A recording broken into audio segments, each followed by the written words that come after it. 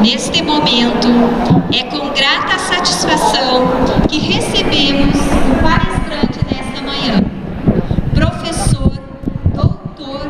Guilherme Nogueira. Dr. Guilherme Nogueira é mestre e doutor em neurociência pela Escola de Medicina da PUC Rio Grande do Sul, elaborador e coordenador do projeto Resgate de Valores, em parceria com o Ministério Público do Rio Grande do Sul, neurocientista colaborador do projeto Escola Mais Paz da Ajures, coordenador do Grupo de Estudos dos Aspectos Neuroafetivos do Comportamento e Aprendizagem e professor universitário de neurociência. Desejamos um ótimo dia de trabalho a todos. Dr. Guilherme, seja bem-vindo em nosso município.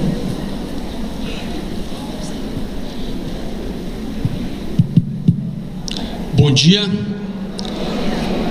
Em primeiro lugar, eu faço a questão de agradecer a oportunidade de estar com vocês. Me sinto honrado. Falo para diversos públicos, mas é um privilégio poder falar para um público de professores.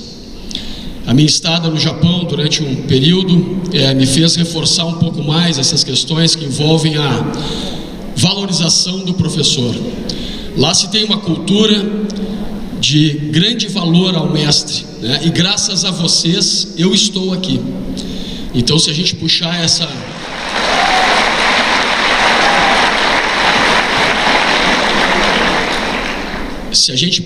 linha da vida, a gente vê que muitos professores, né, se empenharam muito para que a gente pudesse ir aos poucos modulando o nosso comportamento, se adaptando a novas condições, buscando comportamentos que eu chamo de socialmente desejáveis, e a gente pudesse então trilhar uma trajetória dentro dos nossos objetivos. Sei também, assim como vocês também sabem, né, que muito parte do nosso desejo, da nossa manutenção de objetivo, a gente vai falar um pouquinho sobre isso também, mas o que me traz aqui é toda essa estrada percorrida, e como o promotor falou, a questão da rede, ela é de fundamental importância, que a gente não pode desprezar e muito menos esquecer dela. Eu trago já há muito tempo duas palavras que me acompanham e que é muito congruente com a fala do promotor.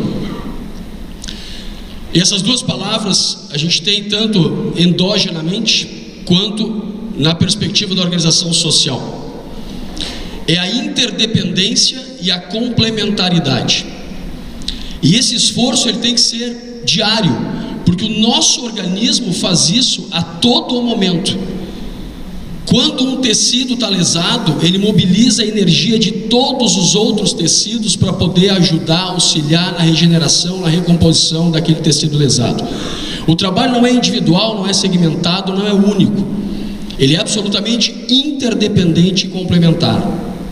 Eu costumo brincar também que como seria bom se nós atentássemos para a nossa essência biológica. A essência da natureza humana, ela é magnífica, e se nós começarmos a observar um pouquinho mais a fundo e trouxermos um pouquinho desses aspectos para o nosso âmbito social, nós teremos uma vida muito melhor. Eu vou fazer um parênteses aqui e vou já me desculpar. Eu agradeço esse carinho aqui, essa atenção das poltronas, agradeço imensamente, mas do lado de cá vocês têm um cara que é hiperativo, e vocês sabem que o hiperativo não vai conseguir se manter sentado. Isso vai me angustiar. O eixo HPA, que é o eixo do gerenciamento do estresse, vai sequestrar o meu córtex pré-frontal. Eu não vou conseguir planejar bem a minha fala. Tudo isso é neurociência, e nós vamos falar um pouquinho sobre isso. Então eu peço, né, a compreensão de vocês, né, para que eu possa ficar aqui em pé. Daqui a pouco, eu sou tão hiperativo que daqui a pouco eu vou estar no meio de vocês. Eu vou descer, vou por aí e tal, mas, né, compreendam que é difícil o hiperativo ficar sentado, parado, né? E nesse movimento a gente vai também se organizando e organizando os pensamentos.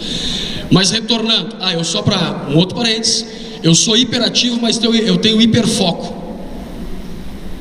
Então, eu não tenho esse problema, eu saio, mas eu volto, tá? Eu vou, mas eu volto, né? Assim como vou fazer agora, né? Então, se a gente atentar para a nossa essência biológica e trouxermos alguns aspectos desse para o nosso âmbito social, eu tenho certeza que viveremos muito melhor. Primeiro, a nossa biologia não nos abandona, não nos descarta em momento algum. E às vezes eu estou na aula, dou aula em cursos de pós-graduação, eu começo a falar sobre aspectos neurobiológicos do comportamento e da aprendizagem, e eu brinco com os alunos. Se vocês não acreditam nisso, façam um teste em casa, é fácil. Peguem uma navalha e cortem, né, uns 10 centímetros assim do antebraço de vocês. O que começa a acontecer lá pelo 3º, 4º dia? Começa a gerar um processo chamado cicatrização, né? Porque como nós temos fibroblastos aqui, eu vou então utilizar todos esses recursos de células imaturas e vou botar para lá. Mas eu vou mobilizar a energia de todos os tecidos para isso, inclusive o hormônio do estresse, para que isso seja feito. Aí vocês façam o seguinte: quando começar a cicatrizar, vocês vão lá e abram de novo. Façam isso mais ou menos durante uns 2 anos, mais ou menos assim, e depois deixem o organismo descansar, reagir normal. O que eu quero dizer com isso é que se vocês ficarem reabrindo o tecido, mesmo sendo o tecido periférico, está longe do eixo, e sabe que a preservação maior é da estrutura axial, por isso que a gente começa a congelar de fora para dentro. A frequência cardíaca ela se mantém forte para manter a circulação axial e eu me manter vivo. Então, mais um detalhe importante, de riquíssima importância da nossa biologia de autopreservação. Quem é da biologia aqui sabe daquele termo chamado autopoiese. Nós nos autoproduzimos, né? Se vocês continuarem abrindo o corte, o organismo de vocês não vai desistir de tentar cicatrizar. Por que eu trago isso? Porque nos primeiros embates, às vezes, nos primeiros conflitos, nas primeiras situações adversas, a primeira coisa, ou a segunda então, que nós fazemos no nosso âmbito social é desprezar a relação. Conflituando comigo, então eu deixo ela e vou conversar com ele. Eu abro mão da relação. Eu faço um desprendimento que muitas vezes poderia, se não fizesse, gerar uma qualidade relacional e uma qualidade de vida, recíproca. Eu trago isso para dizer que vale a pena um investimento.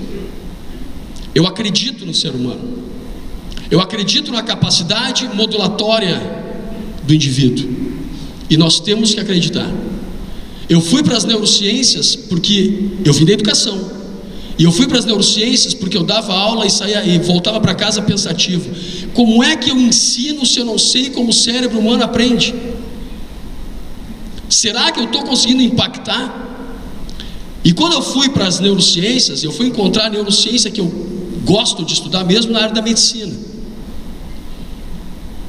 Hoje a gente consegue entender as neurociências fazendo uma perspectiva reducionista. Se vier um neurocientista para cá, com uma fórmula mágica, falando de neurociência geral para vocês, desconfiem. Porque lá dentro, nós temos que reduzir todo esse mapa enorme da neurociência para poder estudar. Então, eu estudo áreas da neurociência chamada neurociência molecular. O que vocês fazem de estímulos para os alunos de vocês, eu estudo as proteínas quinases, que modificam toda a estrutura do neurônio e fazem os alunos de vocês apreenderem o conhecimento e a informação. Eu estudo neurofisiologia também, que é essa parte extrínseca, da parte molecular, mas que faz a comunicação entre os neurônios. E eu estudo também a parte de relação entre as áreas, neuroanatomia funcional. Então eu me tornei um pouco chato, porque cada vez que eu vejo a pessoa fazendo, por exemplo, o coral estava aqui em cima, eu estava maravilhado com aquele coral ali.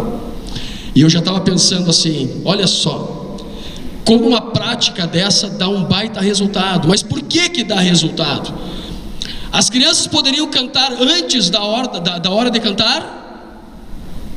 É quando eu entono assim um pouquinho, é a pergunta, né? Aí eu quero uma resposta. A gente vai se acostumando na relação assim, e vai entendendo algumas dicas, né? As crianças poderiam iniciar, né, o cantar antes do ponto ideal ali? Não, né? E eles sabem disso. Então o que a prática disso acaba fazendo? Acaba auxiliando num ponto importante para a gestão do conflito, que é o autocontrole. Eu reduzo o potencial de impulsividade. E aí eu estava vendo as crianças, estava pensando assim, caramba, gânglios da base, giro cingulado anterior, córtex pré-frontal, órbito frontal, olha só, que magnífico o trabalho desse professor. Aí as crianças estavam cantando, e elas estavam fluentes no cantar ou não? Ou estava travado? Fluente. Vocês não buscam lá no exercício da linguagem em sala de aula uma fluência na leitura? Sim. Vocês sabem que vocês não vão ter essa fluência, e vocês sabem disso, se a criança estiver nervosa, certo? Ou melhor, se ela estiver exacerbadamente nervosa, porque um pouquinho de nervosismo é importante também. Esse negócio de suprimir o estresse é uma bobagem que tem. Mas como é que as crianças conseguiram isso? Um casamento perfeito. Primeiro, elas treinaram isso, elas praticaram isso. 3 então. Segundo, quem é que estava aqui na frente? Elas estavam sozinhas? Professor. Então elas tinham nele uma base de sustentação. Qual é a base do nosso desenvolvimento psicomotor, professores? Tá, eu digo. É o equilíbrio. Pode ficar chamando o bebê lá, vem amorzinho, pode vir, mamãe está aqui, papai e tal, te dou um McDonald's depois, pode começar a caminhar. Ele não vem. Se ele não se auto-perceber equilibrado, ele não vai. E qual é o principal aspecto do desenvolvimento psicológico? O equilíbrio. E onde é que eu construo, e da onde eu construo tudo isso? Do vínculo afetivo. Então vocês passaram a entender a relação do professor com eles aqui?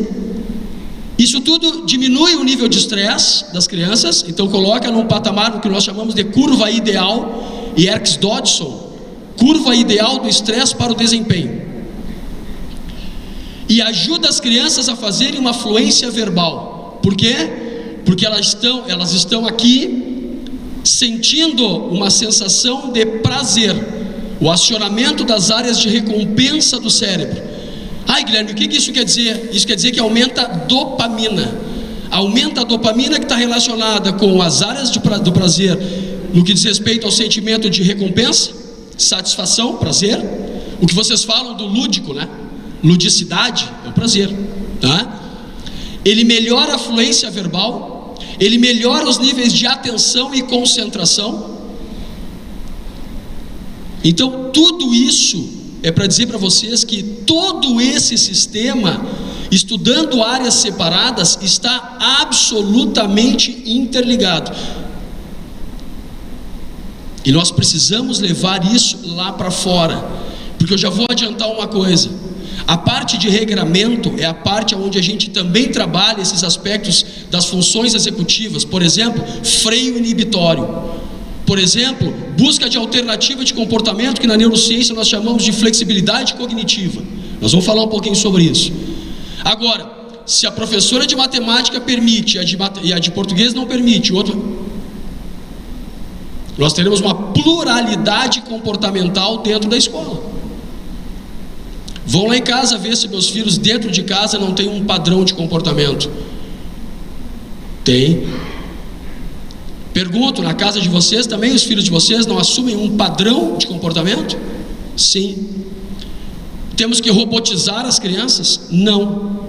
Mas as crianças precisam entender e ter uma identidade institucional. Por quê? Porque eu vou moldar o meu comportamento de acordo com a exigência do ambiente. Isso tudo dentro do quê? Do eixo comportamental, que lá, hoje eu estudo nessa área e estou envolvido na área da psiquiatria, né? Que a gente fala de traços de personalidade. Não confundam temperamento com personalidade. Mais um parênteses. Vocês viram, né? O imperativo ele vai e volta. Mas eu saio, vocês viram que eu saio, né? Eu gostaria de mandar um abraço e gostaria de agradecer a presença, porque eu sei que tem um outro espaço também, partícipe, né, desse nosso evento. Então um abraço a todos vocês, se sintam acolhidos por nós, e daqui a pouco a gente vai mandar uma van buscar vocês aí. Ok? Isso. Voltei. Então, isso é fato. Vocês não imaginam, e no currículo esqueceram de colocar algo fundamental: gremista.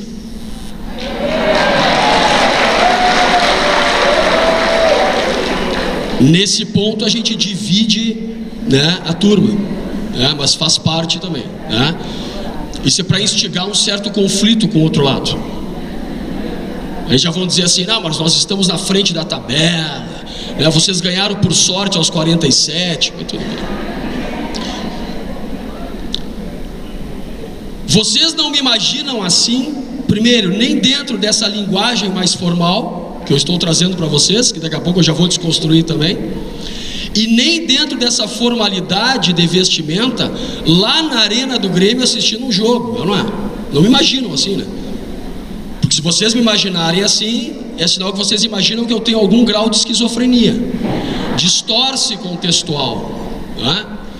Vocês também não me imaginam assim, num parque lá em Porto Alegre, numa praça, brincando com os meus filhos, com os meus sobrinhos e tal. Eu não vou assim. Eu quero tranquilizar vocês, eu não vou assim. Eu não sou sempre assim. Então, existem várias personas, que me compõem.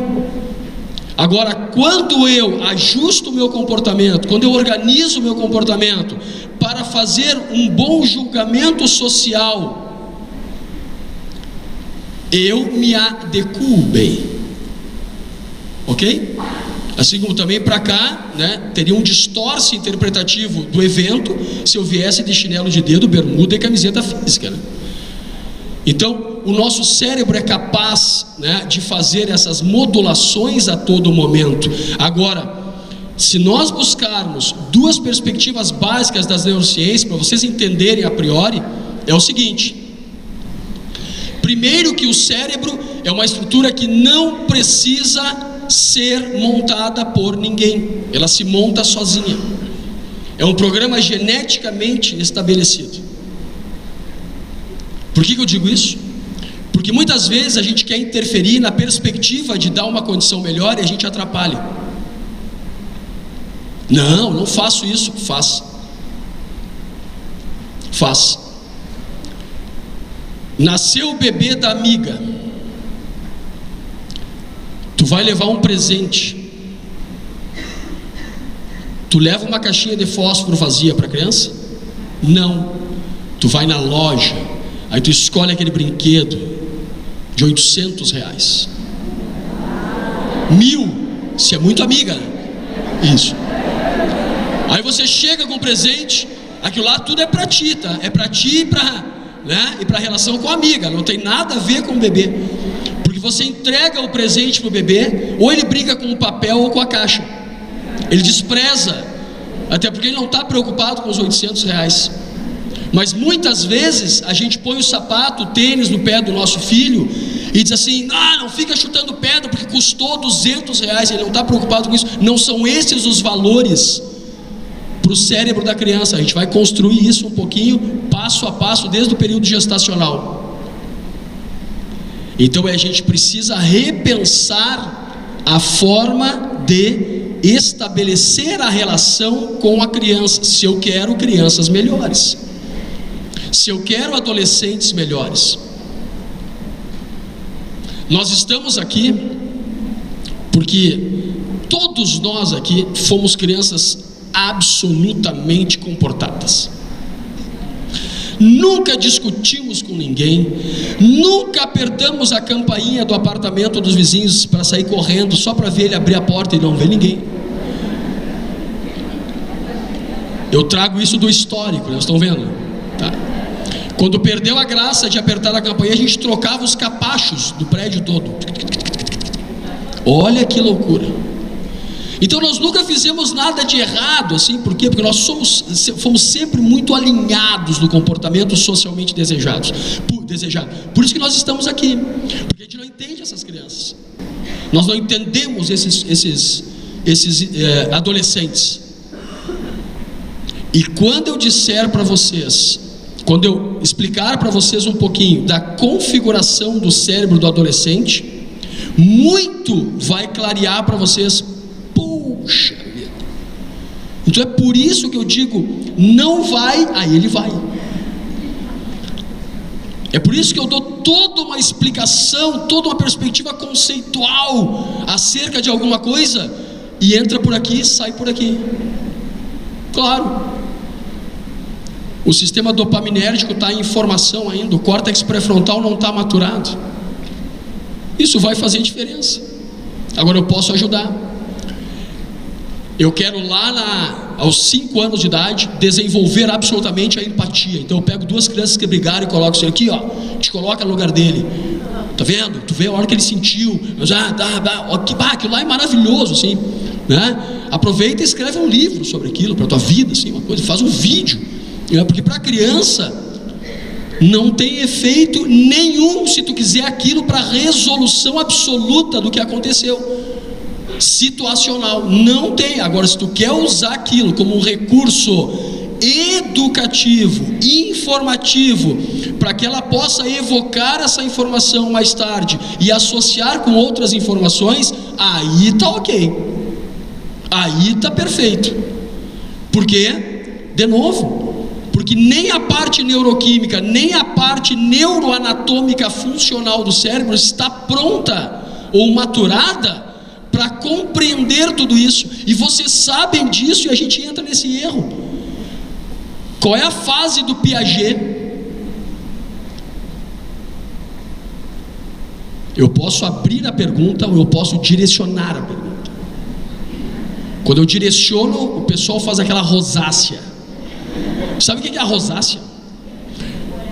É que eu fico nervoso e aí o coração dispara, né? Noradrenalina, norepinefrina, né? Dispara. Então eu faço uma vasoconstrição e uma vasodilatação periférica. Então o sangue chega mais rápido na periferia, então aparece aquela vermelhidão, assim, né? É isso. Então eu vou abrir a pergunta. A fase do Piaget aos 4, 5 anos de idade, qual é? Ah, não. De neurociência eu entendo eu, agora de Piaget vocês, né?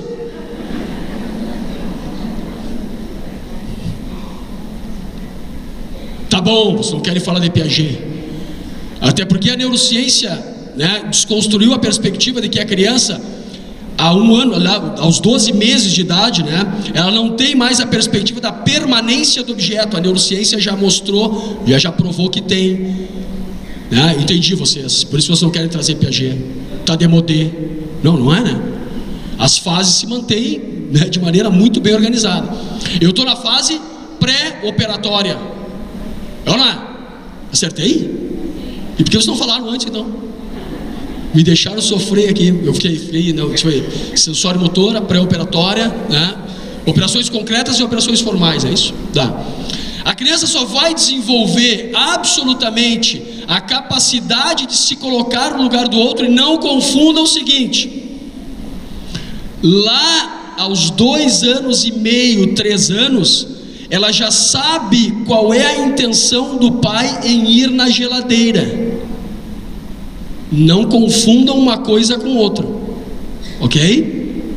Então, se o pai sai dali, levanta do sofá e vai na geladeira, ela já consegue imaginar que o pai está com fome ou com sede, por isso ele se desloca até a geladeira. Agora, se colocar absolutamente no sofrimento ou dimensionar o sofrimento do outro, isso é lá no final da adolescência que vai estar absolutamente consolidado tudo isso, mas se constrói ao longo dessas etapas que antecedem o desenvolvimento. Então tudo isso era a introdução. Eu tenho dois problemas: começar a falar e parar. Então vocês vão ter que parar. Pergunta, ok? Então vamos começar a construir a navegar na neurociência, né, com aquilo que eu trouxe até uma cola ali, mas não serve para nada, não vou para lá olhar, né? Então a gente vai construindo isso na perspectiva assim, gostaria, porque depois eu vou embora e penso assim, puxa vida, gostaria de ter falado sobre tal coisa, gostaria de ter falado sobre tal coisa. Então é legal também essa interação com vocês, porque daqui a pouco vocês fazem uma pergunta ou fazem uma colocação e isso tem a ver com aquilo, né? O aprendizado é todo um processo associativo. Se vocês me instigam numa pergunta, eu evoco informações e se relaciona com todas as outras, e aí eu consigo, né, fluir um pouquinho mais com vocês. Mas vamos lá. A criança nasce má? Não. A criança nasce boa.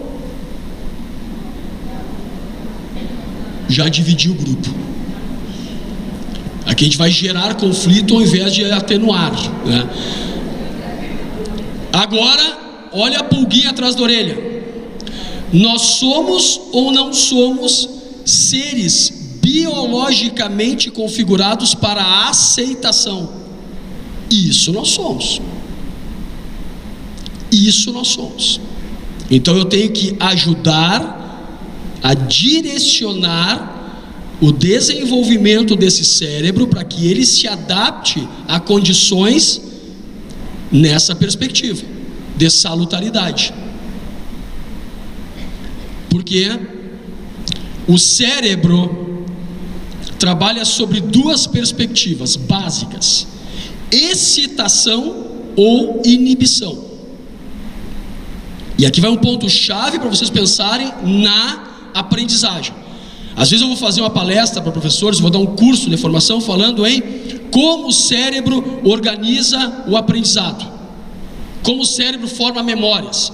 E eu digo, se estão aqui preocupados tão somente com formar memória dos alunos, para que eles apreendam a informação e formem memórias, eu vou dar uma dica: judiem, maltratem dos alunos de vocês, mas maltrata mesmo. Porque se eu perguntar assim, tu consegue me descrever em detalhes um momento teu que foi muito ruim? Tu vai conseguir, em detalhes. Tu vai evocar essa memória de maneira muito detalhada. Mas, por outro lado, o cérebro também armazena,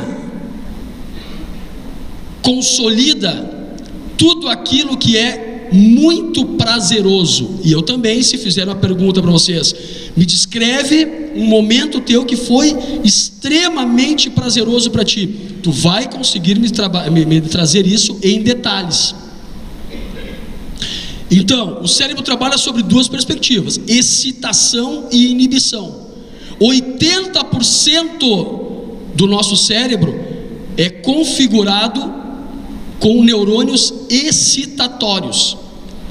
Então a gente já parte dessa ideia aqui: o cérebro não é uma estrutura para ficar inerte. Grava aí, porque depois eu me esqueço. Esse negócio de o bebê estar em casa, está no carrinho, está no berço, e eu estou discutindo com a minha esposa aqui.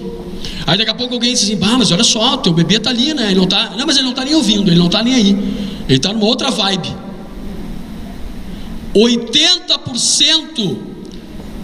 80% das nossas conexões neurais são excitatórias. E na tenra idade onde o cérebro está extremamente plástico, ou seja, o cimento da parede está molinho. É fácil modificar. A criança absorve tudo que é possível à sua volta, porque o cérebro está direto na perspectiva de busca informativa, ou seja, busca sensorial. E eu tenho então 20% para fazer essa regulação, porque senão eu vou entrar em convulsão, né? Sabe, né? O problema da epilepsia, da convulsão, é porque eu tenho um desajustamento desses 80% e principalmente dos 20% que fazem a regulação. Então eu hiperexcito os neurônios, eles acabam entrando em colapso. Ok? Bom, aí voltando para lá. Então a criança não nasce nem boa nem ruim. Um outro ponto importante da neurociência é o seguinte: o cérebro não precisa montar e ele é pré-programado para se adaptar a qualquer condição. O cérebro é programado para se adaptar a diferentes situações e diferentes condições. E é importante lembrar o seguinte: o que acontece lá na tenra idade, lá no início da vida, é todo o alicerce que vai dar aporte para as áreas, ou para as etapas subsequentes. Então esse é o cuidado que eu tenho que ter. E gostei muito da fala de vocês, quando vocês trazem sempre essa perspectiva de não, eu tenho que pensar na família, eu tenho que pensar lá atrás, eu tenho que pensar muito antes de quando a criança vem para a escola. Vocês só estão tentando resolver, né, com a talhadeira, muitas vezes, né, a recolocação de um tijolo que ficou torto lá, mas o concreto está seco. É extremamente laborioso, desgastante para todos nós. E eu fiz um estudo numa rede municipal. 74% dos professores faziam uso de droga psiquiátrica para poder se manter. Então eu não tenho uma salutaridade mental. Como é que eu vou conseguir auxiliar? É muito desgastante. E da onde parte tudo isso? Lá do início da vida. Então vamos tentar entender um pouquinho essas fases. Pode ser? Pode ser? Então vamos. É que nem saltar de paraquedas. Vocês vieram para cá, vou fazer essa analogia. É que nem saltar de paraquedas. Ah, quero. Botou a mochila do paraquedas. Ah, foi pro avião, entrou no avião. Pegou a pista, subiu. Ah, tudo é maravilhoso. Ah, ok, tal. Ah, chegou lá em cima, abriu a porta. Não tem volta. Tem que saltar. É mais ou menos isso que vocês estão fazendo aqui. Só que eu vou dizer uma coisa: saltou, o medão, né? Saltou, a sensação é maravilhosa. Já saltaram de paraquedas? Eu, como morro de medo de altura, nunca saltei, nunca vou saltar. Mas os amigos meus que saltaram disseram que é espetacular, né? Então é uma ida sem volta, né? Então vamos lá. Dificilmente nós temos uma gestação planejada. Vocês sabem disso, principalmente com as comunidades que vocês trabalham aí na escola, quando é muito, né, principalmente na periferia, né? Que aí os cuidados ainda são mais precários, né? Bueno, vocês sabem que quando a mórula cola no útero, lá todo aquele processo biológico, está grávida, ok? Vocês sabem o que começa a acontecer no 24º dia de gestação? Tá, se já sabem, eu não vou contar. Então me responda, né? Isso. Sabe não? Tudo que o palestrante quer ouvir, não, porque não sabe, então eu vou falar. Aí eu me sinto aqui na frente. Vocês viram? A sensação de poder é uma coisa terrível. Que bobagem. A Graziela, eu xinguei ela várias vezes pelo WhatsApp. Ela botava, bom dia, doutor Guilherme. Eu botava assim, professor. Boa tarde, doutor Guilherme. Professor. Porque você sabe que, desde que eu comprei o primeiro carro, o flanelinha da minha rua lá, me chama de doutor, né? Faz, né? Isso aí não. O que for para afastar eu não quero. Eu quero o que for para aproximar, né? Então eu continuo estudando, é para, né, criar mecanismos de me aproximar cada vez mais das pessoas, né? A gente tem que levar um pouquinho essa coisa também para o nosso mundo lá fora. Volta aqui. Então, lá no 24º dia de gestação, quem aqui é mamãe? Levanta a mão. Vocês sabiam que vocês estavam grávidas lá no 24º dia de gestação? Muitas de vocês não, né? Ali nós somos uma placa de tecido de células imaturas. Aí começa a se formar no meio ali umas invaginações, umas cristas, né? Uma saliência. E essas saliências começam a se voltar para dentro. Olha onde eu vou chegar. Olha onde um hiperativo vai. Começa a se voltar para dentro. Ali começa a se formar o que nós chamamos de tubo neural, o berço do sistema nervoso central. É dali que começa toda a proliferação das células do cérebro, dos neurônios e das células gliais. Dali. Agora, o ponto-chave que eu quero trazer é o seguinte: do que é formado o tubo neural?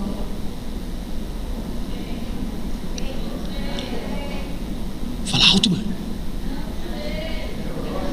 Eu achei que via toda uma explicação científica. Não sei. Tá, ok, tá.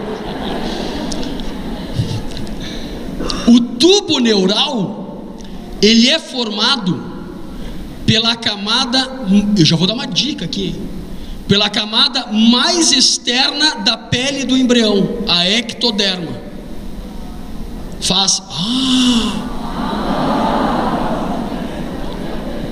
Porque a gente não entendendo disso,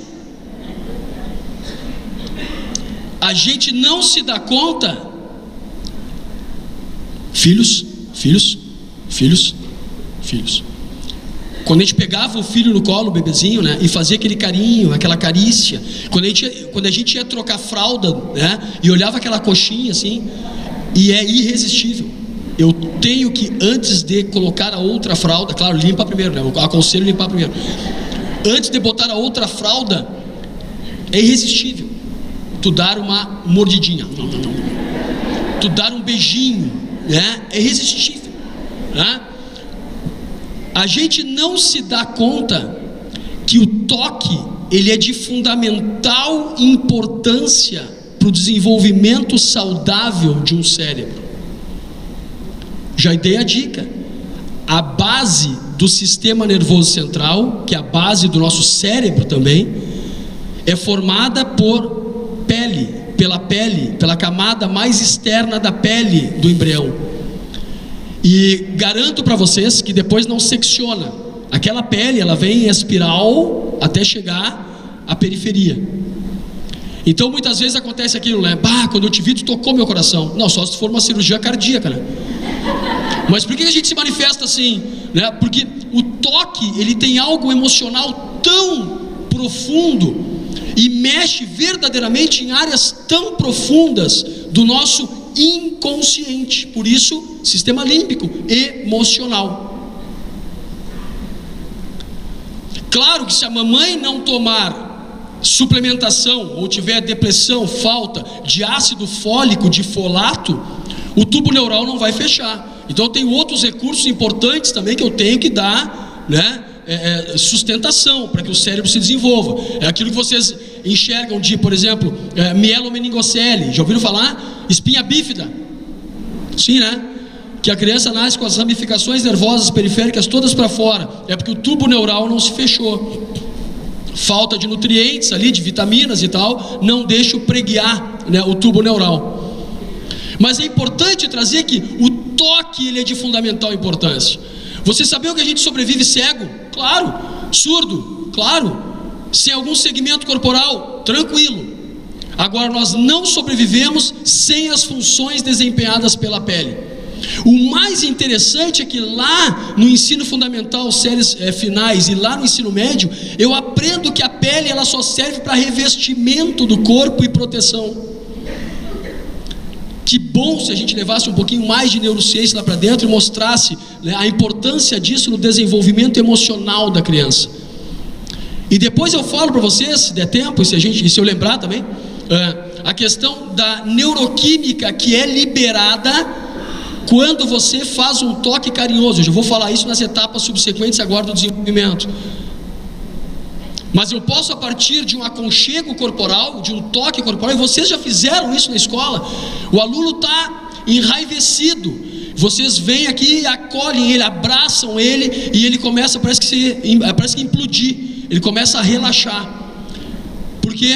Porque o cérebro diminui o cortisol, diminui a norepinefrina, aumenta a ocitocina, aumenta a dopamina e aumenta a serotonina. Tu faz uma gangorra neuroquímica que tu favorece a atenção, a comunicação, a relação mais sutil, digamos assim, menos conflituosa. Mas vamos subir as etapas, senão não vai dar tempo. Vocês viram que eu trouxe coisa para falar para vocês durante 3 semanas. Vocês têm que me parar, tá? Isso também é característica do imperativo. A minha esposa diz assim: tu vai fazer mais material para dar aula? Eu digo: eu vou, mas tu não tem mais aonde botar material. Ele está sempre fazendo uma coisa, né, a mais ali. É legal para a gente retroalimentar isso aí também, é muito bom. Mas vamos subir. O primeiro sistema a se formar, digamos assim, a estar operante, qual vocês acham que é? Se o tubo neural é formado pela camada mais externa da pele do embrião, qual é o primeiro sistema a se tornar operante nesse organismo? O tato, né? O tato. Então, olha que loucura, no primeiro trimestre de gestação, os sensores, os receptores sensoriais que captam informação de temperatura, porque quando vocês tocam em alguém, vocês não estão exercitando só a parte tátil para o córtex somatosensorial. Depois eu falo também para vocês como o cérebro divide tudo isso. Lá na sala de aula vocês vão enlouquecer, porque quando tu dá um objeto ali, eu tenho várias características e elas vão para, né, diferentes áreas, para depois fazer um processo integrativo. No final do terceiro trimestre, os receptores sensoriais do tato, vibração, temperatura já estão operantes. E no 5º mês de gestação, o sistema cerebral responsável por armazenar informações táteis já está funcionando. Então, tudo que a gente está discutindo agora de problema começa lá atrás, muito lá atrás. A gente às vezes pensa que o marco é o nascimento. Não é. Agora vai mais um dado para vocês. O cérebro se desenvolve num vetor de baixo para cima e de trás para frente. Por isso aquela conversa no início. O adolescente não tem como fazer avaliação de risco de maneira precisa. O adolescente muitas vezes ele é aquele sem noção. Vocês conhecem adolescente sem noção? Estamos aqui na palestra, daqui a pouco ele entra lá no celular gritando, falando com um amigo. Ele entra aqui, tranquilo, ele senta aqui e fala, ele não se dá conta. Aí a gente chama ele de mal educado. Pode ser, porque é o córtex pré-frontal que educa todo o nosso aprendizado. Anota aí que eu posso esquecer também. Aprendemos com a face posterior do cérebro e educamos o aprendizado com a face anterior do cérebro. Qual é o vetor que eu falei que o cérebro se desenvolve? De baixo para cima e de trás para frente. Então, educar o nosso aprendizado é fase tardia. Ou seja, a consolidação da educação, né, é fase tardia. Se ele se desenvolve de baixo para cima e de trás para frente, eu tenho que pensar o seguinte: eu tenho uma base muito primitiva aqui, que quando vocês foram fazer a eco, não dava para ver nada, né? Mas vocês estavam lá numa facerice. Que bobagem, né? Aí tu sai de lá, tá aí, tu viu alguma coisa? Não, mas eu ouvi o coraçãozinho, frequência de 240 por hora. É claro, porque a base fase mais primitiva desse desenvolvimento é só para manter as funções vitais. Isso é a primeira coisa que se desenvolve. Agora, olhem no olhinho do tio aqui. Entre o 4º e o 5º mês de gestação, de novo, entre o 4º e o 5º mês de gestação, o sistema emocional, o sistema límbico, que é o segundo andar do nosso cérebro, já consegue discernir o que é um estímulo prazeroso de um estímulo punitivo ou ruim. Olha que loucura. Vocês conseguem dimensionar o problema? Sim ou não? Aí vocês vão dizer assim: Guilherme, mas não, isso não vai rolar. Não vai rolar porque a criança está imersa num mundo aquoso, de temperatura agradável. Então vocês, claro, passam a entender que o tato, né, ele encosta em coisas macias. Isso é recompensador ou punitivo, ou é ruim? Recompensador. Então mais um pontinho lá, mais uma moeda, né, para o bem-estar emocional, ok? Ele, né, se move naquele líquido que ele é o quê? Termicamente ele está prazeroso também, né? Está saudável, está prazeroso. Então mais uma moedinha para o sistema de recompensa lá, né? Para o nosso sistema emocional do prazer, salutaridade emocional. Perfeito. Agora um detalhe importante. Mais um. A mãe se mexe. Então eu tenho receptores de vibração, de percepção vibratória, né? E dentro daquele mundo aquoso, né? Então a vibração também é sutil.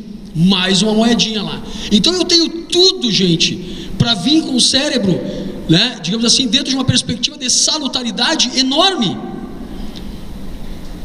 Vamos pensar nisso dentro da perspectiva do que eu falei para vocês, a inteligência da nossa biologia, a inteligência orgânica. Então eu sou muito favorável a dar certo, a dar tudo certo. Agora eu não posso esquecer que a mãe já está vivendo no mundo externo, de relações sociais, de conflito, de preocupações e assim por diante. Como é que o cérebro, no 4º, 5º mês de gestação, o cérebro emocional da criança poderia sentir um impacto negativo? De que forma? Através de quem? Através da mãe, através de toda a fisiologia da mãe. Mas como isso vai acontecer? De maneira simples, para vocês entenderem. Sabe que tem o cordão umbilical, né? O que passa ali no cordão umbilical? Não sei, só sei que é legal cortar, né? Porque nasce ali, tu corta e grampeia, pronto. Ali passa a artéria e passa a veia. Ali passam os nutrientes. Ali é que existe uma comunicação absoluta com toda a fisiologia da mãe e a fisiologia do bebê. Então eu te pergunto, se tu estiver estressada, demasiadamente, incomodou no trabalho, marido, por isso, deixa eu fazer outro parênteses. Fala em marido, né? Fala em marido, elas ficam tudo assim. Mas você se acalme pelo seguinte: os estudos mostram que nós morremos pelo menos 7 anos antes de vocês. Então vocês têm 7 anos para viver bem. Calma, em paz. Eu estou fazendo um desvio padrão fantástico nisso, porque eu descobri também que vocês acabam vivendo mais pela dinâmica de vida que vocês têm, né? Então lá em casa eu mudei a coisa. Isso para minha mulher assim: quem vai ficar sentada no sofá agora é tu. Eu cozinho, eu lavo louça, eu passo aspirador, para me movimentar, né? Tirar um pouquinho esses 7 anos aí, né? Então deixa eu me movimentar, que é para poder então, né, ter uma qualidade de vida melhor, que é equiparar esse negócio, né? Isso aí, tá? E maridos, não se enganem. Não se enganem. Quando ela diz assim: não amor, fica sentadinho ali no sofá, vai ver o teu jogo, Deixa que eu levo ali o que tu quiser, tal, ela está pensando nos 7 anos. Ai, como ela é atenciosa. Não te ilude, cara. Não te ilude com isso. Volta para cá. A mãe se estressou. A primeira coisa quando tu está estressada, a primeira coisa quando tu está numa situação de conflito, o que a gente vê, doutor? É uma midríase. Ai, não sei o que é isso. Sabe? Quem trabalha com educação especial aqui vê midríase todo dia, porque quando a gente convulsiona, a primeira forma da gente ver a convulsão é quando dilata a pupila. Dilatou a pupila, pode contar que ele está convulsionando, ou ele está extremamente angustiado. Por que acontece isso? Porque a primeira coisa quando eu me estresso é liberar mais norepinefrina. Eu libero noradrenalina, o coração bate mais rápido, né, e eu tenho que aumentar a minha vigília em relação ao meu estressor, que é para poder, né, ou fugir ou lutar com ele, né, eliminar o meu estressor. Só que tem um detalhe importante: se eu me mantenho estressado, se o marido continua me enchendo o saco, desculpa o termo, né? Desculpe o termo, mas tá, tudo bem, desculpa. Se o marido continua incomodando, eu não só vou liberar, a mãe não só vai liberar norepinefrina, mas ela vai liberar também o hormônio do estresse, o cortisol. Tudo isso, gente, é uma gangorra com a neuroquímica do prazer, do bom humor. Tudo baixa. Então vocês acham que tudo isso também não passa para o bebê, não transpassa a camada placentária, não entra na corrente sanguínea do bebê, não chega ao cérebro do bebê? É claro que chega. É claro que chega. E para vocês entenderem isso, depois a gente fala um pouquinho mais detalhado sobre isso. O nosso maior gestor do cérebro é o hipotálamo. Eu tenho áreas divididas no hipotálamo ali que servem como centros de recompensa e punição, e eles se comunicam a todo o momento. Por exemplo, quando eu estou com fome, eu aciono a área ventrolateral. Se eu comi alguma coisa e estou, saciado, eu inibo a área ventrolateral e aciono a área ventromedial. Se eu estou com medo, eu vou ativar a área ventrolateral e vou ativar a área periventricular. Então eu tenho comunicação, claro, não é para gravar isso aí, mas eu tenho comunicação em todas essas áreas e dela com outras tantas áreas. Volto a me apropriar da tua fala, a questão da relação, a questão da rede. Eu tenho uma rede extrínseca social, mas eu não posso esquecer de uma rede endógena. E ela se faz a todo o momento. Deixa disso, isso é bobagem. Bobagem é o que eu estou falando. Em relação a deixa disso, isso é bobagem. Porque o sistema cognitivo dela não vai conseguir absolutamente suprimir o que está acontecendo no sistema emocional. Ele vai ajudar. Então essas coisas são importantes para a gente entender que lá no 5º mês de gestação já começa a ter uma base da formação emocional deste cérebro. Talvez vocês ainda não acreditem que isso pode impactar lá adiante. Então eu vou dizer para vocês: o cérebro demanda até os 8 anos de idade 2 vezes mais energia para se desenvolver do que um cérebro adulto que já se desenvolveu. Então a taxa metabólica é muito alta, é muito grande. Os processamentos cerebrais, mentais, sinápticos, ele é muito grande. Então isso demanda muita energia. Agora é com vocês. Aprendizado é matéria? Eu posso tocar no aprendizado? Eu posso enxergar o aprendizado? Não. A partir de hoje, vocês vão chegar lá na escola e vocês vão dizer assim: aprendizado é matéria. O cérebro se desenvolve à base de blocos de proteína e proteína. Todo o nosso sistema ele é dotado de blocos de proteína ou proteínas. E eu pergunto para vocês, quando tu ensinou o teu aluno e ele conseguiu gravar aquela mensagem, tu acha que ele não está usando mapas neurais para poder fazer aquela evocação de memória? Tá. Como é que tu acha que ele está fazendo isso? Vocês acham que o cérebro reconhece as cores e a luz e as formas, a imagem, como ela é vista pelos olhos assim? Não. O cérebro funciona à base de impulsos elétricos e químicos. Quando você ensina o teu aluno e ele aprendeu e consegue responder verbalizando algo ou escrevendo algo, ele fez um processamento mental lá, ligando várias conexões neurais.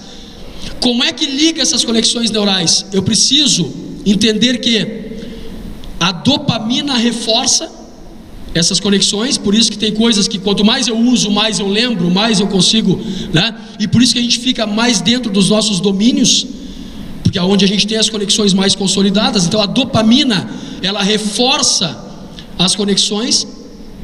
Duas coisas aqui: reforçar as conexões significa o seguinte: antes desse aprendizado o neurônio tinha essa espessura aqui, ok? Depois do aprendizado ele passou até essa aqui. Coloquei mais proteína ou não coloquei mais proteína? Proteína é aprendizado, aprendizado é proteína. Antes, o neurônio tinha só essa conexão aqui. Quando você ensinou e ele associou com outros conteúdos, com outras informações, aí vem a base molecular, né? Lá do núcleo da célula, isso aí tem um estudo tudo, né? DNA, transcrição gênica, ribossomo, blá, blá, blá. Ele produziu proteínas estruturais que aumentou o ramo do neurônio. Então eu estou me comunicando contigo agora e estou me comunicando com ela, tá vendo? Então quando vier informações, vem informações tuas e mais informações dela. Então eu faço uma associação maior, eu tenho um maior aporte informativo. Pergunto, isso aqui não é proteína? É proteína. A acetilcolina, ela sintoniza, é como se tu fosse fazer sempre uma perspectiva análoga, tá? É como se fosse escutar uma rádio e o rádio está na sintonia, mas ele está com chiado, né? Então falta sintonizar melhor o rádio. Quem faz isso é a acetilcolina. O que são esses neurotransmissores? São bases de proteína. Então o aprendizado é base proteica. Então o cérebro em formação precisa fazer o quê? Muita produção de proteína. Dá para você entender isso? Quando eu elevo demasiadamente o cortisol, que é o hormônio do estresse, eu estou impactando lá no sistema emocional. Nessas áreas em formação, primeiro, elas vão alterar a formação da área, e segundo, elas não vão deixar essa área se formar de maneira adequada. Uma delas, por exemplo, são as amígdalas. Vocês têm amígdalas? Mostra pro tio aí, aponta. Tudo bem. Quando vocês forem agora no otorrinolaringologista aqui em Frederico Westphalen, vocês vão chegar lá e não vão dizer mais que vocês estão com amigdalite. Isso aqui não são amígdalas. Isso aqui são tonsilas palatinas. Aí tu marca a consulta, vai lá, entra e diz: bom dia, doutor, eu vim aqui porque eu estou com uma tonsilite aguda. Bah! Tu já vai ser recebido de forma diferente, pode ter certeza. Ou ele vai te mandar embora, porque talvez ele não sabe o que é tonsila, que é tão comum a gente falar em amígdala, né?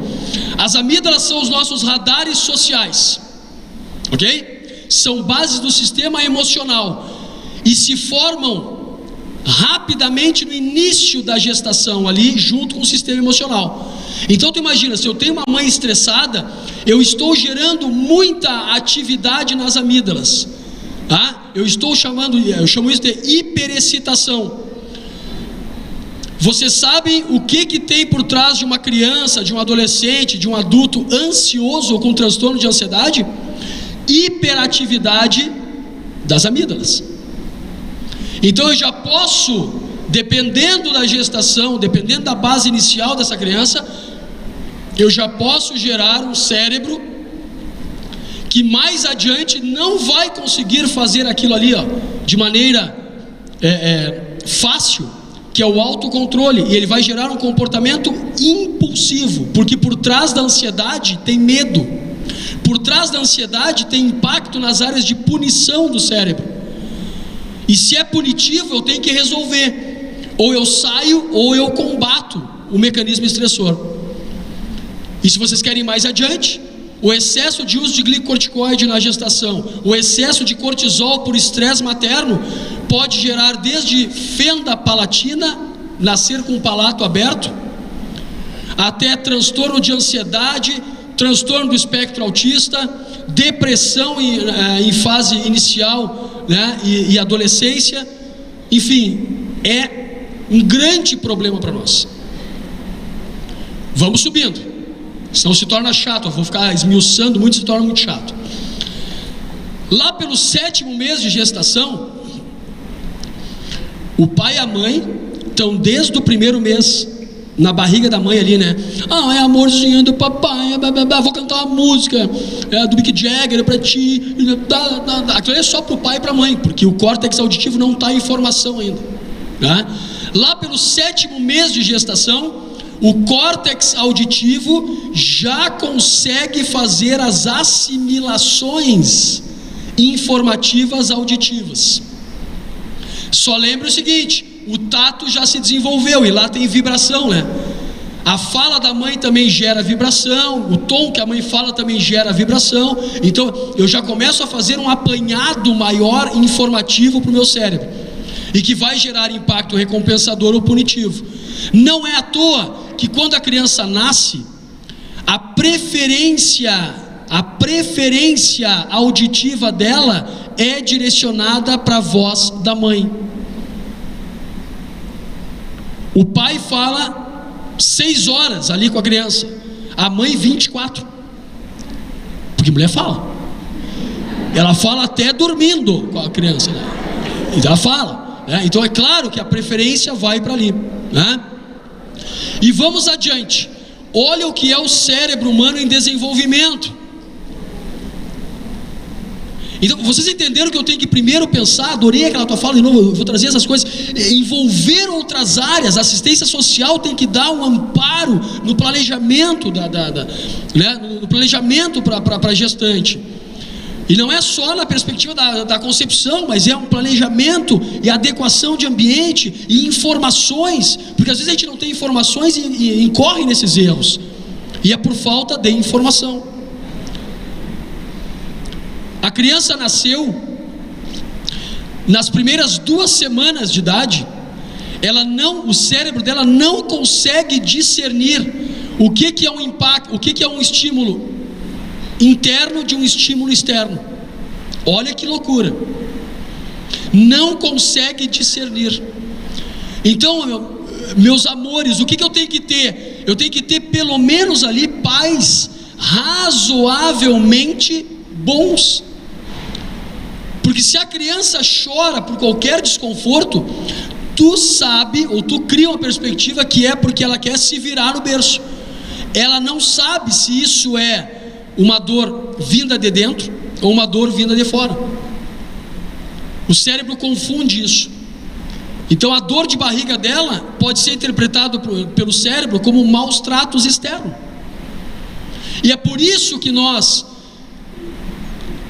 ao darmos à luz, a gente libera no cérebro um neuromodulador do amor, do vínculo afetivo, que é a ocitocina, que aumenta a nossa atenção para com nossos filhos, aumenta o nosso vínculo afetivo com eles, e tem impacto em toda a organização de atividade neural nessas áreas de recompensa e de punição.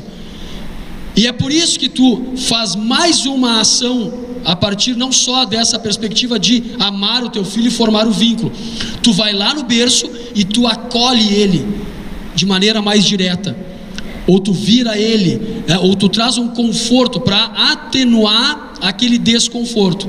Então você continua fazendo o que lá a biologia já estava fazendo, levando a ele, levando ao cérebro emocional dele impactos recompensadores. e com isso ele vai desenvolvendo todo um equilíbrio de atividade neural no sistema emocional, que mais adiante vai impactar no quê? Numa criança que tem um bom autocontrole.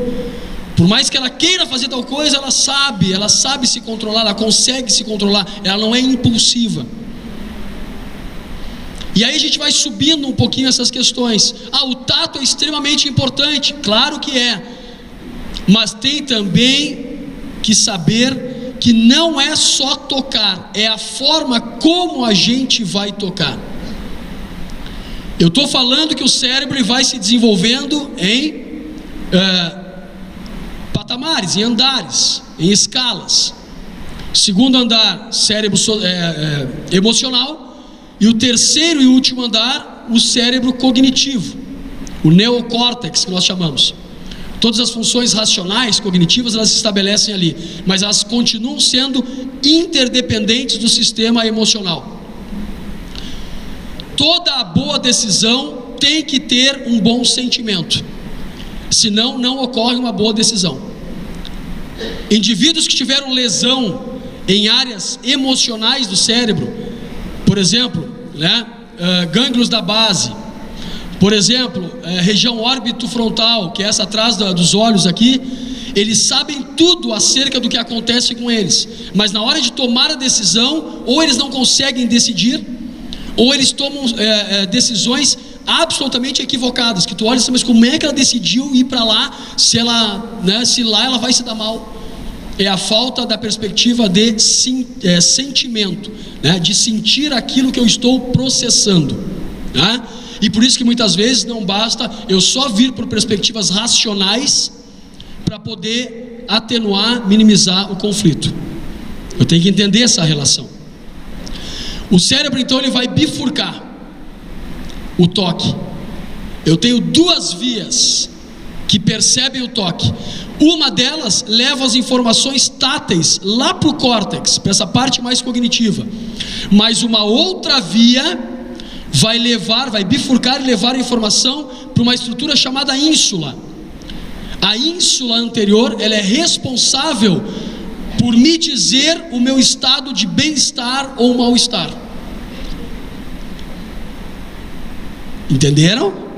Então não é tocar. Por isso que a gente costuma dizer assim, trocar uma fralda não deveria ser somente trocar uma fralda.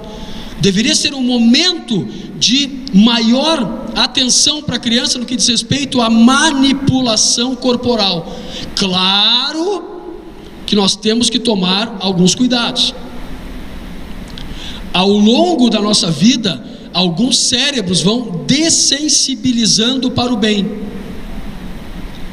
tornando-se dentro de uma configuração da sociopatia, psicopatia e assim por diante, Então eu tenho que tomar alguns cuidados, É difícil a gente pensar assim, não, mas tu tem que diferenciar absolutamente uma perspectiva de toque sexual de uma perspectiva de toque amoroso não sexual. Isso racionalmente a gente sabe, mas se o cérebro não for educado para isso, é uma linha tênue, é perigosa. Por isso o processo de educação. Educação é um processo de paciência, persistência e continuidade. Quando é que terminamos de educar um filho? Não terminamos. Então, voltando a isso, eu quero dizer que além do tipo de toque que a gente pode e deve proporcionar, eu tenho que entender o seguinte: o meu cérebro ele já está com a fiação encapada. Os fios estão absolutamente encapados. Então o que acontece?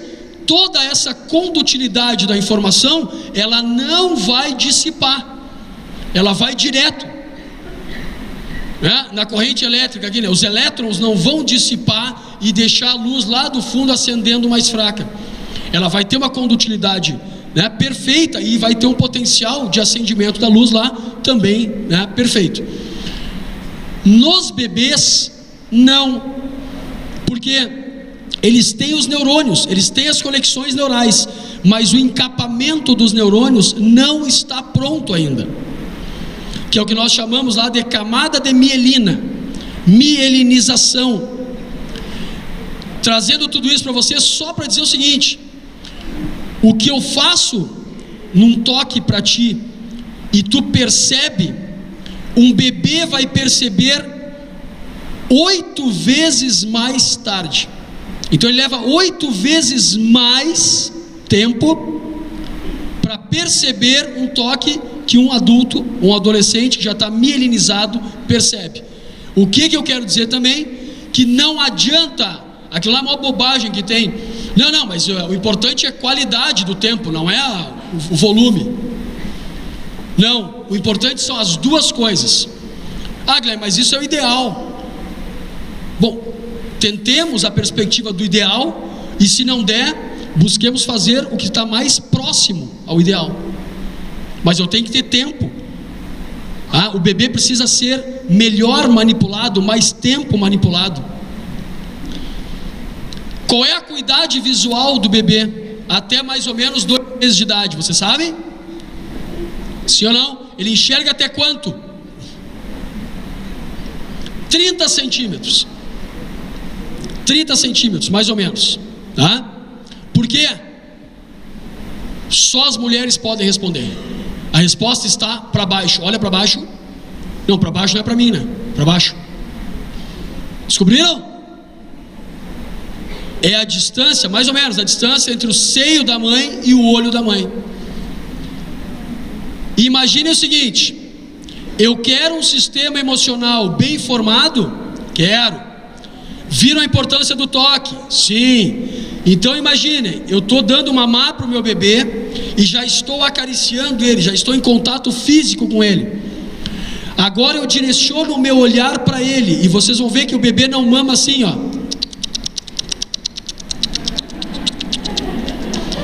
Ele mama assim, ó. Porque ele cansa também. Ele abre o olho e puff, direciona para a mãe, buscando o que? Segurança. Imaginem a mãe, lembra do córtex auditivo? Ele já está ouvindo. A mãe verbalizando com ele, a mãe tocando com ele, né? Tudo isso tendo impacto recompensador no cérebro. Como é que vocês acham que esse cérebro vai se formar? O cérebro emocional vai se formar hiperativo? Não, vai se formar equilibrado. E isso tudo é a base do nosso desenvolvimento humano enquanto humano, que é o cuidado. Aí a gente vai mais além dentro da neurociência. O bebê está recebendo leite. O leite entra, né? Vai para o processo digestivo e tal, corrente sanguínea e tudo mais, e eleva os níveis de recompensa dele. Só tem um detalhe: ele também libera mais ocitocina. A mãe também libera mais ocitocina. A ocitocina faz o que? Ajuda a apertar os ductos mamários e liberar mais leite. Mas para o bebê e para a mamãe também ajuda no aspecto psicossocial a formar mais vínculo afetivo. Então eu tenho que dar maior atenção. Eu tenho que estar envolvido com outras coisas, além de uma perspectiva de mundo mais formal. E o mais interessante é quando a gente vê isso no desenvolvimento cerebral.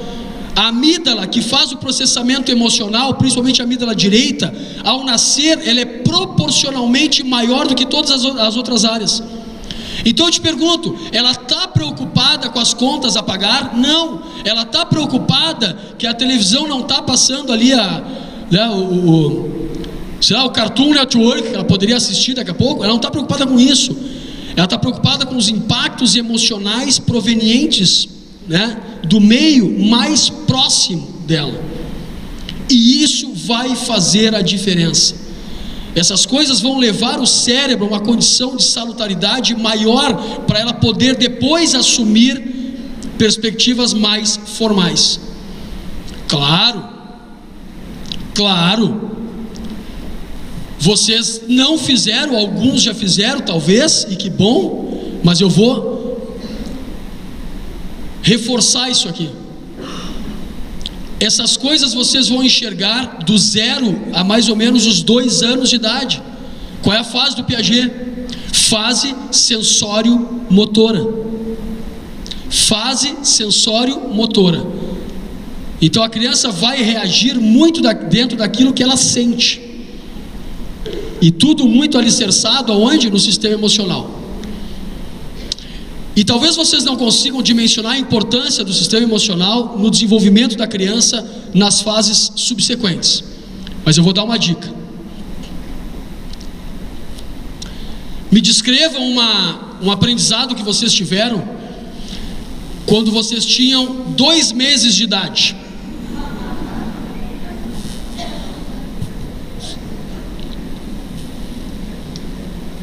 Não? Servidos? Estavam preocupados que eu não tomei água até agora, mas não manifestaram nada, né?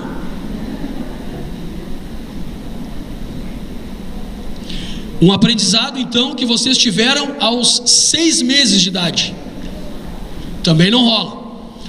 Um aprendizado que vocês tiveram aos 10 meses de idade, aí vocês começam assim, não, isso aí está dentro mais ou menos dos padrões de desenvolvimento humano, então eu vou dizer que ali eu já comecei a ficar em pé, comecei a não sei o que, não, isso aí é dentro dos padrões de desenvolvimento humano, né? Mas vocês não vão lembrar.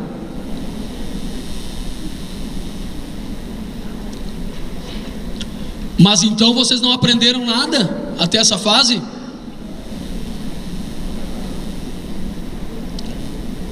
Aprendemos, porque o Guilherme disse que lá no 5º mês de gestação, já estou assimilando algumas coisas. Amores, olha só, a gente se preocupa muito na questão da evocação de memórias, da memória declarativa, né?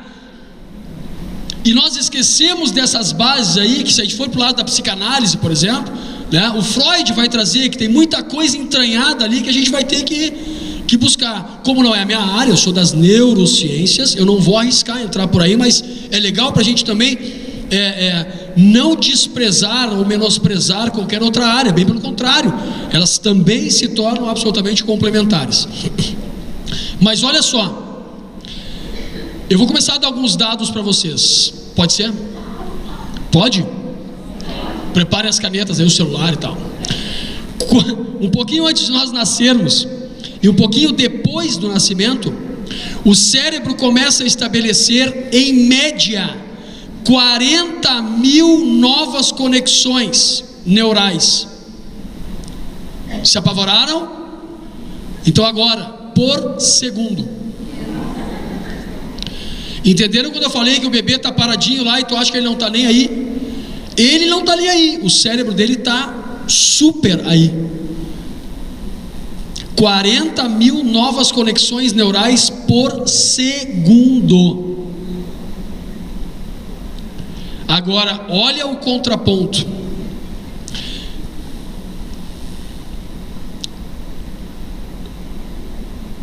No segundo mês, até o segundo mês, o cérebro do bebê, vocês falam com o bebê com 2 meses de idade? Conversam com ele? Bastante. E várias explicações sobre o mundo. É uma coisa louca, né? Viu como nós somos um pouco esquizofrênicos assim, né? Isso é legal, isso nos retroalimenta, também é muito bom. Desculpa, agora eu acho que eu vou ter que frustrar vocês. O cérebro de um bebê de 2 meses de idade, ele só grava informações de um dia.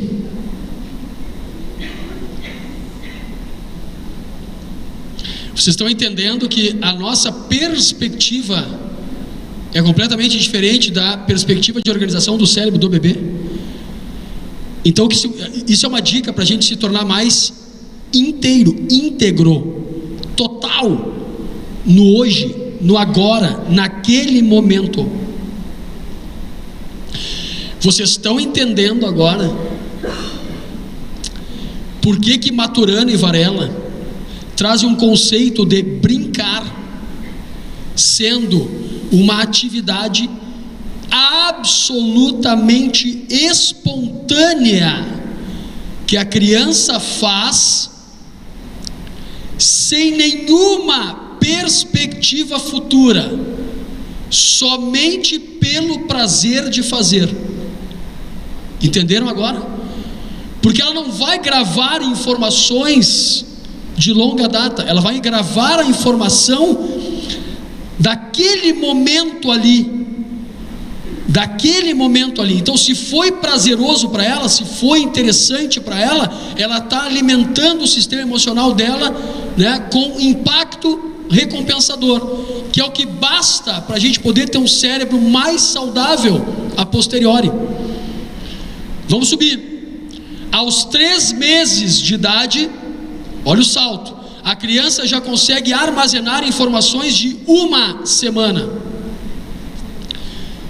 E até mais ou menos os 3 anos de idade, a nossa memória declarativa, ela é praticamente nula.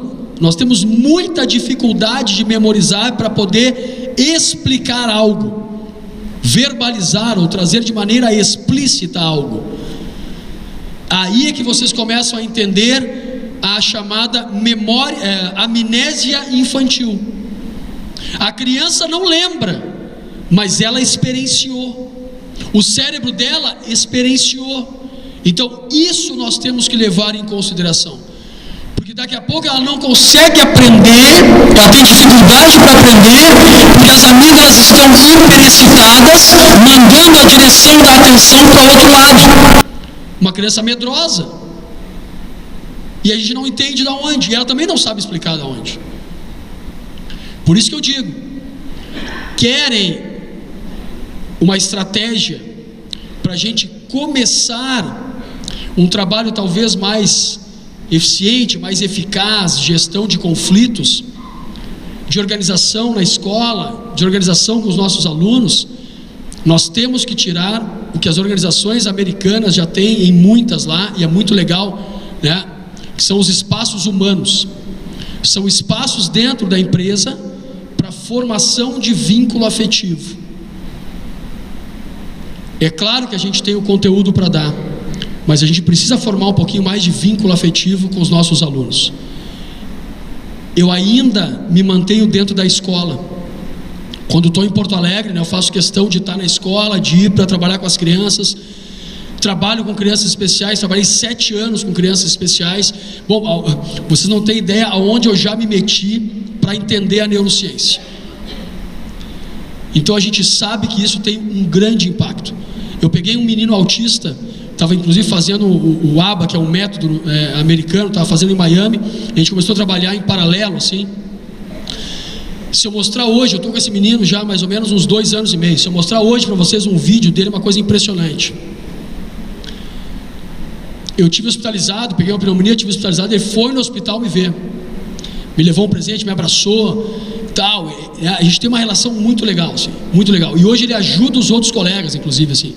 Ou seja, ele já abriu, né, o campo comunicativo para perceber o erro no outro, a dificuldade no outro, ou seja, um senso empático. E eu só desenvolvo a empatia a partir do que eu percebo dos meus sentimentos. Eu tenho que primeiro educar os meus sentimentos para poder depois me colocar no lugar do outro. E no autista isso é uma coisa extremamente complicada. Mas como é que a gente fez isso? Porque eu sei que a ocitocina, ela aumenta o potencial de atenção. A ocitocina diminui essa hiperexcitação que o cérebro do autista tem por ter uma chamada hiperestesia, hipersensibilidade. E a gente vai navegando em cima disso e vai conseguindo resultados muito melhores. Tu quer exacerbar o conflito, é pegar uma pessoa nervosa, irritada e dizer assim, primeiro tu te acalma, acabou. Ela monta em ti, ela voa no teu pescoço. Então a forma como a gente se coloca, né, e é por isso, né, que é legal a gente entender um pouquinho, né, como é que o cérebro está funcionando, como é que o cérebro funciona, né? A pessoa que está enraivecida, está com o nível serotoninérgico lá embaixo, ela não está aberta à comunicação, o sistema moral dela está, né, encravado no chão. Você tem que primeiro trazer os níveis serotoninérgicos um pouquinho mais alto, mais para cima, né? Elevar um pouquinho o humor, fazer um contraponto com a gangorra do nível de hormônio do estresse, e aí a gente vai conseguir resultados um pouquinho diferentes. Mas vamos navegar um pouquinho mais dentro dessa perspectiva da organização da escola e da educação e da formação desse cérebro. Eu posso deixar uma criança viver a vida calcada nos princípios do prazer? Não, e eu não devo fazer isso.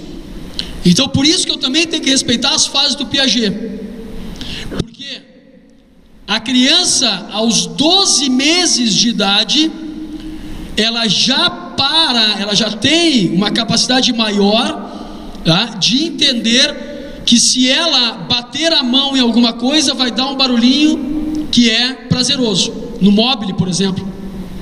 Então a perspectiva de causalidade, ela já começa a se desconstruir quando a criança tem 1 ano de idade. Olha que interessante. Primeiro ela faz assim, né? Ela tem os reflexos primitivos, né? Vocês sabem disso. Então ela se movimenta e bate no mobile. O mobile faz um barulho, chama a atenção dela, impacto recompensador, ela gostou daquele barulho.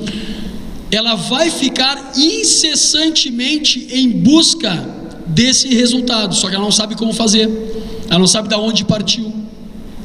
A criança de 1 ano, ela já começa a entender, né, os mecanismos de provocar um determinado estímulo para poder ter um resultado.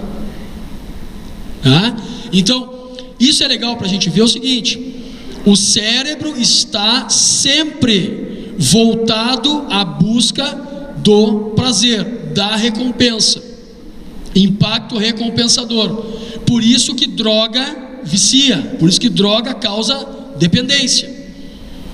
Açúcar também causa dependência, atividade física também causa dependência, se apaixonar também causa dependência, tá? Bom, mas o que eu tenho que começar a entender? O cérebro começa a maturar outras áreas.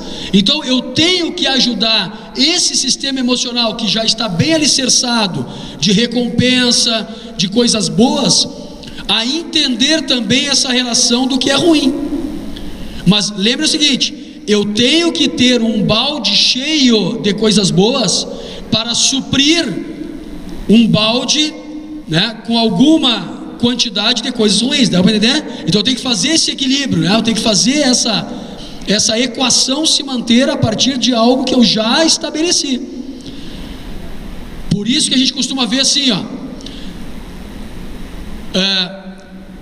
o pior desencadeador para o insucesso acadêmico, insucesso da relação interpessoal, social, e profissional, diz respeito a maus tratos na infância e negligência na infância. De novo, maus tratos a gente sabe o que é. Agora, quantas vezes a gente presencia, né, ou a gente sabe de situações de negligência? Ele deixou a criança, não sei o que, ele não sei o que, ela que se resolva, deixa assim para aprender. Isso tudo é percepção do cérebro de negligência, porque o cérebro infantil, ele ainda é muito heterônomo, ele ainda depende muito de nós para criar os mecanismos resolutivos, ou pelo menos ajudar a fazer algo, né, que esteja mais dentro da perspectiva resolutiva dessa criança.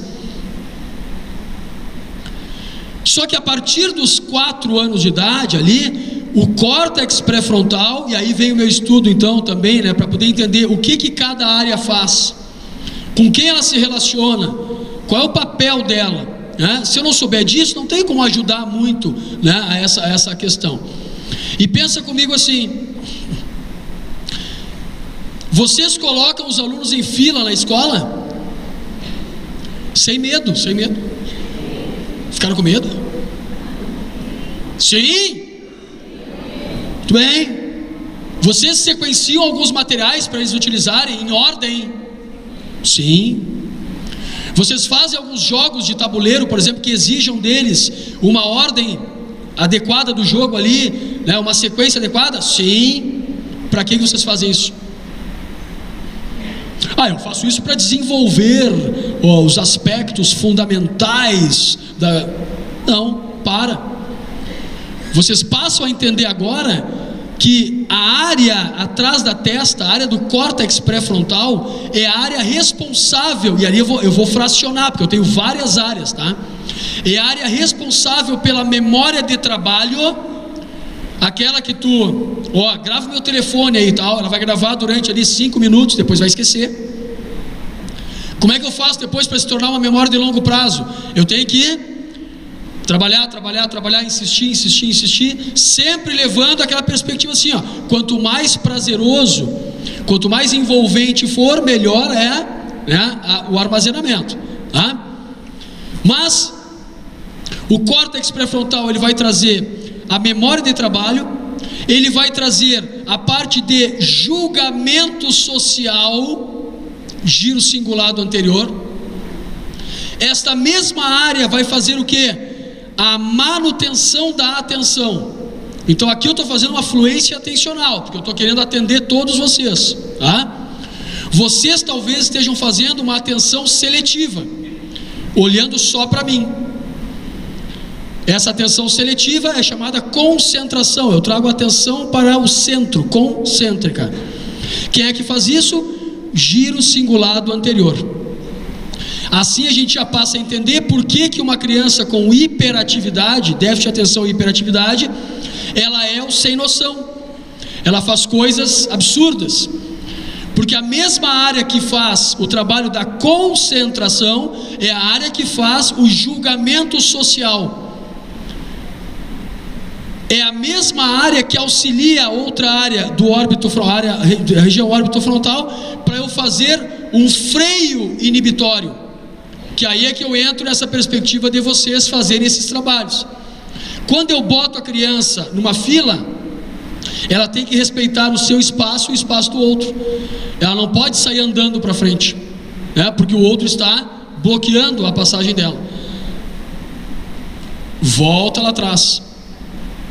Se ela tem um bom alicerce emocional, para ela vai ser tranquilo trabalhar isso. Vocês ajudando nas atividades do dia a dia, vocês já estão trabalhando o que a gente chama de funções executivas. Aí já é bem córtex cognitivo, eles entenderem o porquê que eles estão fazendo aquilo. E aí, associado a entender o porquê que estão fazendo aquilo, mais a sensação de prazer em fazer aquilo, vocês consolidam um determinado aprendizado, vocês consolidam um determinado comportamento. Olha só, Guilherme, espera na fila a tua vez. Esperei, estou esperando.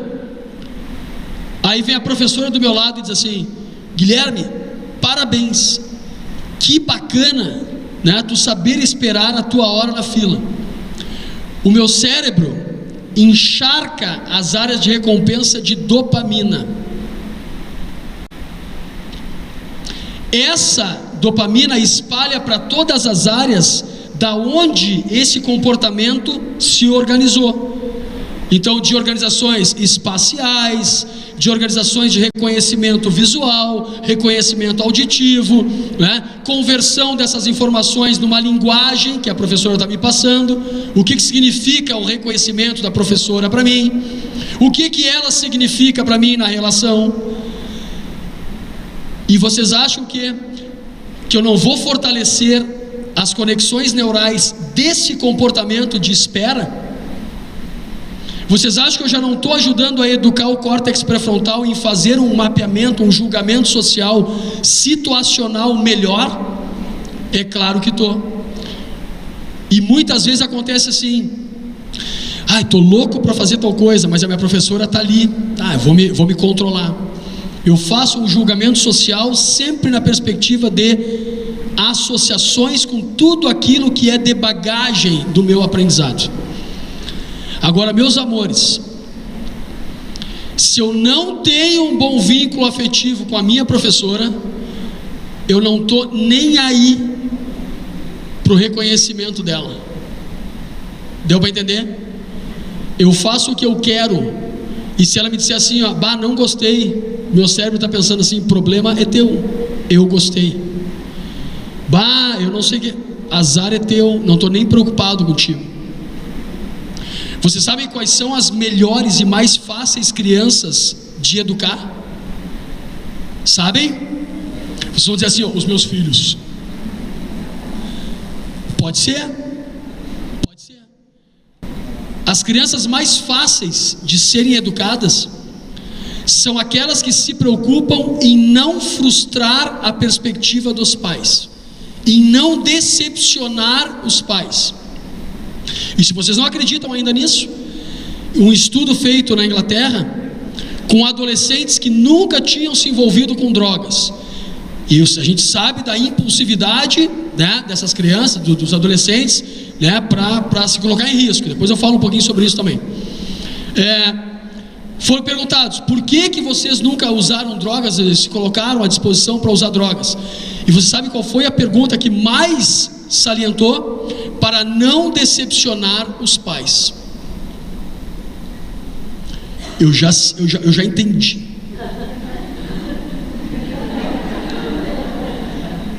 Só a expressão corporal, né? Só esse manifesto de levantar aqui e vir.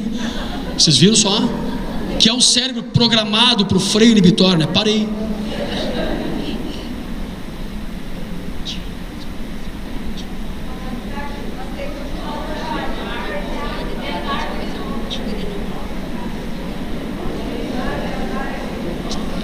Então tá. Disseram que vocês não estão gostando, então vou parar. Era só para ouvir o não. Isso enche o ego, né? Deixa o ego maior que o prédio aqui. Pois é, tá, eu sei. Estão com fominha, né? Tá, então vão aproveitar isso aí. Você sabe que agora vocês estão com fome, vocês começam a ter um impacto punitivo na área ventrolateral do hipotálamo. Isso é legal, sabe por quê? Porque às vezes a gente não se dá conta. De tarde eu vou falar de novo. Não, mas de tarde nós... Não.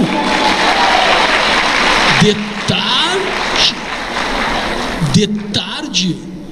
E vocês não estão entendendo porque que eu estou tremendo aqui em cima, né? Porque de tarde tem uma palestrante que eu vim de Porto... Vou ficar, né? Só para ouvi-la.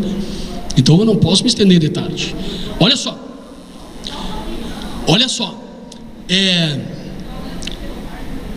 É legal a gente entender essas coisas, porque tudo isso vai fazer diferença, né? Então uma criança com fome, ela não vai conseguir aprender o conteúdo, o cérebro vai estar direcionando a atenção para o outro lado. E lá atrás, o que foi? Beijo, também te amo. Tu volta? Então eu também volto. Diz pro marido lá que depois tu te resolve com ele. Olha só pra gente fechar. E é interessante que um dia eu estou numa livraria em Porto Alegre, e aí tem um casal e a filha do lado assim. Aí ele abriu um livro e começou assim para a mulher: olha só que besteira. O livro está dizendo que o cérebro sabe quando é dia e quando é noite. Quando eu ouvi isso, mas aí já veio aquela mão, me puxou pelo ombro, assim, a minha esposa: não te mete, né? Gente, tudo isso faz diferença, porque vocês com fome, os níveis de serotonina de vocês reduzem, o nível de dopamina de vocês direciona para a área de busca do alimento. Então a informação daqui, ela se torna secundária. O mesmo acontece com uma criança maltratada, o mesmo acontece com uma criança emocionalmente angustiada. Por mais que tu queira enfiar conteúdo goela abaixo, ela não vai conseguir assimilar. Agora, então detalhe, a gente bate um pouquinho nessa questão de organização e educação do comportamento, tá? E depois eu vou mostrar para vocês, eu vou falar para vocês um pouquinho, se der tempo, a questão da adolescência, né? A configuração do cérebro adolescente, tanto na parte neuroanatômica quanto na parte neuroquímica, e por que eles têm uma tendência maior de se colocar ao risco, tá bem? Amei estar com vocês, muito obrigado pela atenção.